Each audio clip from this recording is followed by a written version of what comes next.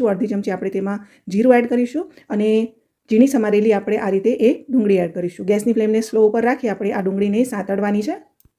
ત્યારબાદ આ ડુંગળીની અંદર હું આ રીતે 1 ઇંચ આદુનો ટુકડો છીણ કરીને ઉમેરી લઉં છું અને આદુને પણ આપણે અહીંયા ડુંગળી સાથે સાંતળી લઈએ. તો ગેસની ફ્લેમ સ્લો ટુ મીડિયમ ઉપર રાખવાની છે અને ત્યારબાદ આપણે તેમાં ઝીણા સમારેલા 2 લીલા મરચાં એડ કરીશું. તેને પણ આપણે ડુંગળી અને આદુ સાથે સાંતળી લેવાનું છે. ત્યારબાદ મેં અહીંયા આ રીતે અડધો કપ વટાણા બાફીને રાખ્યા હતા તે ઉમેરી લીધા છે. વટાણાની સિઝન છે, હજુ વટાણા માર્કેટમાં આવી રહ્યા છે, તો આ રીતે બાફેલા વટાણા એડ કરવાના. અડધી ચમચી આપણે તેમાં હળદર પાવડર એડ કરીશું, 1 ચમચી ધાણા જીરું પાવડર ઉમેરીશું અને ત્યારબાદ 1 ચમચી આપણે તેમાં લાલ મરચાંનો પાવડર એડ કરીશું. અડધી ચમચી મેં આમચૂર પાવડર એડ કર્યું છે અને આ બધું આપણે બરાબર મિક્સ કરી લેવાનું છે. તો મસાલા આ રીતે ડુંગળી અને વટાણા સાથે તેલમાં સંતળાશે તો ખૂબ જ સરસ મસાલાની ફ્લેવર આ ફિલિંગની અંદર એડ થશે. ત્યારબાદ સ્વાદ પ્રમાણે આપણે તેમાં 1 ચમચી જેટલું મીઠું પણ ઉમેરી લેવાનું છે અને તેને પણ આપણે બરાબર મિક્સ કરી લેવાનું છે. હવે ત્યારબાદ મેં અહીંયા 5 બટેકા બાફીને રાખ્યા હતા અને તેને મેશ કરી લીધા હતા. એ બાફેલા અને મેશ કરેલા બટેકા આપણે આ રીતે ઉમેરીશું. ત્યારબાદ 50 ગ્રામ જેટલું પનીર મેં આ રીતે છીણ કરીને ઉમેર્યું છે અને અડધો કપ ઝીણા સમારેલા મેં તેમાં લીલા ધાણા એડ કર્યા છે. હવે આ બધું જ આપણે બરાબર મિક્સ કરી લેવાનું છે. તો અહીંયા જોઈ શકાય છે કે મેં મસાલો એકદમ સરસ બધો મિક્સ કરી લીધો છે. પનીર પણ આની સાથે એકદમ સરસ મિક્સ થઈ ગયું છે. ગેસ બંધ કરી આપણે તેને સાઈડ પર રાખીશું. તો ત્યાં સુધી આપણે અહીંયા એક ચટણી તૈયાર કરી લઈએ. તો મેં આ 2 ટેબલસ્પૂન લસણ લીધું છે, 2 લીલા મરચાં લીધા છે અને 1 ડુંગળી મેં આ રીતે રફલી ચોપ કરીને એડ કરી લીધી છે.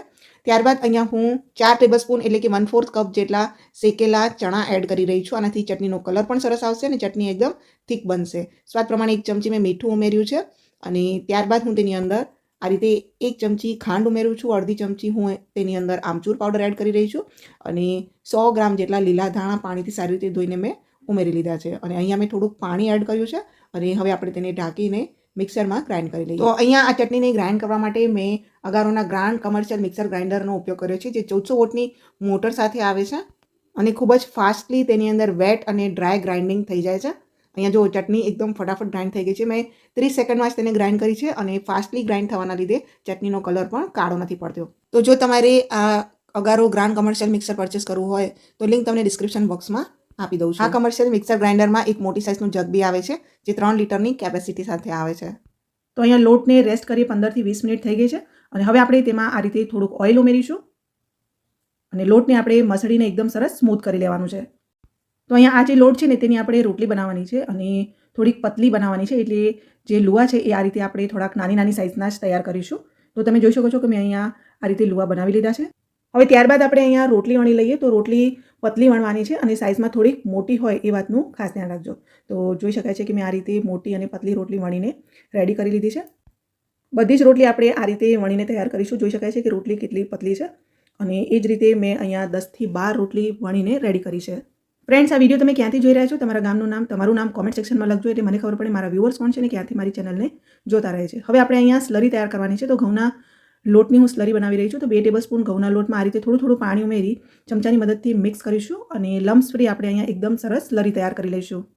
આ સ્લરી આપણે પતલી નથી રાખવાની, આ રીતે તેની થિકનેસ હોવી જોઈએ. હવે અહીંયા તવીમાં હું આ રીતે રોટલીને શેકી લઉં છું અને આ જે રોટલી છે એ આપણે કાચી જ શેકવાની છે. તો રોટલીને સ્લો ફ્લેમ ઉપર બંને બાજુ થોડાક વ્હાઇટ સ્પોટ આવે ત્યાં સુધી જ શેકવાની છે. બહુ વધારે શેકવાની નથી, નહીં તો તે ડ્રાય થઈ જશે અને પોકેટ્સ બનાવવામાં પ્રોબ્લેમ આવશે. આ રોટલીને આ રીતે શેકવા પાછળનું કારણ પણ એ છે કે આપણા પોકેટ્સ જે છે તે એકદમ સરસ ક્રિસ્પી બને. તો બધી રોટલીને આ રીતે વ્હાઇટ સ્પોટ આવે બંને બાજુ થોડાક ત્યાં સુધી મેં શેકીને રેડી કરી લીધી છે. હવે અહીંયા બધી રોટલી આપણી રેડી છે, મસાલો આપણો ઠંડો થઈ ગયો છે અને આપણી ઘઉંની જે સ્લરી છે એ પણ રેડી છે. તો હવે તેને કઈ રીતે બનાવવાનું છે એ પણ હું તમને બતાવી દઉં. તો અહીંયા જે મસાલો છે એ મસાલો આપણે રોટલી ઉપર આ રીતે મૂકીશું અને તેને સ્ક્વેર શેપ આપી દઈશું. તો જે ફિલિંગ છે તેને સ્ક્વેર શેપમાં સ્પ્રેડ કરવાનું છે, એકદમ પરફેક્ટ. અને હવે જે સ્લરી છે એ સ્લરી આપણે આ રોટલીની કિનારીઓ ઉપર આ રીતે લગાવી લઈએ અને ત્યારબાદ આપણે પોકેટ શેપમાં તેને ફોલ્ડ કરવાનું છે. તો જે રીતે મેં ફોલ્ડ કર્યું છે બસ એ જ રીતે તમારે ફોલ્ડ કરવાનું છે. સ્લરી લગાવીને ફોલ્ડ કરશો તો એકદમ સરસ તે ચોંટી જશે અને શેલો ફ્રાય કરતી વખતે તે ખુલશે નહીં અને એકદમ પરફેક્ટ આપણા આ પોકેટ્સ જે છે આ રીતે રેડી થઈ જાય છે. તો એક પોકેટ મેં આ રીતે બનાવ્યું, બાકીના પોકેટ્સ પણ આપણે સેમ એ જ રીતે બનાવી લઈશું. રોટલી ઉપર સ્ક્વેર શેપમાં આ મસાલો પાથરી ચારે બાજુ કિનારી ઉપર આપણે આ સ્લરી લગાવી લેવાની છે અને ત્યારબાદ આપણે તેને આ રીતે ફોલ્ડ કરવાનું છે. તો મેં તમને આ પોકેટ્સ બનાવી અને સેમ્પલ તરીકે બતાવી દીધા છે. બીજું પણ હું આ રીતે બતાવી રહી છું જેથી કરીને તમને ઇઝીલી સમજાઈ જાય અને તમે પણ એ જ રીતે ઘરે બનાવી શકો. તો ફ્રેન્ડ્સ, આ રેસીપી અને આ આઈડિયા પસંદ આવ્યો હોય અને તમને આ રેસીપી ગમી હોય તો કોમેન્ટ સેક્શનમાં યમ્મી લખજો અહીંયા જોઈ શકાય છે કે મેં બધા જ પોકેટ્સ બનાવીને રેડી કરી લીધા છે.